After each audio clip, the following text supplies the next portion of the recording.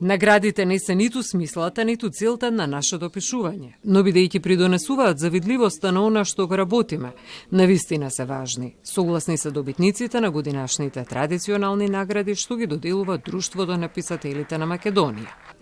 За Ќорва Зировска, добитничка на наградата Стале Попов, за романот Три Марии, за кој вели дека е директна алузија на романот Две Марии од Славко Јаневски, наградата е воедно и значајно признание од Еснавот. Сакам да направам еден омаж, едно не ново читање, туку една почит да му кажам на Славко Јаневски како наш претходник. И тоа што е моја раскажувачка поетика веќе со децении и длабоко верување дека ништо не почнува со нас, туку дека секоја генерација е всушност некој ластар од претходниците, се надевам ќе бидеме и подршка за тие што допрва ќе пишуваат. И тоа истото сакав да го покажам и во романот. За мене наградата Ацо Шопов е една од најмаркантните во Македонија, вели Бранко Цветковски, која добија оваа награда за неговата стихозбирка, вообразби, лирски етиди за некој друг свет. Се сеќавам на една негова изјава кога ја објави Небиднина.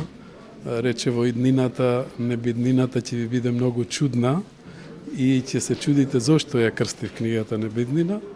Тоа некако се врзува и со мојата книга Вообразби, бидејќи вообразбата исто така е првиот удар, нестварен удар, кој што не знаете каде ќе ве одведе.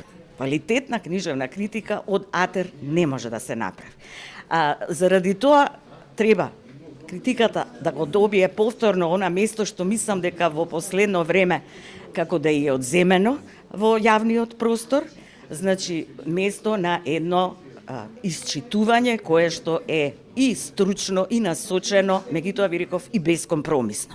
Во рамките на свеченоста на Хана Корнети беше врачана на наградата Ванчо Николевски за романот Илина и тајните на Бабин Зап, која уште еднаш потсети на важноста на литературата за деца и млади денес.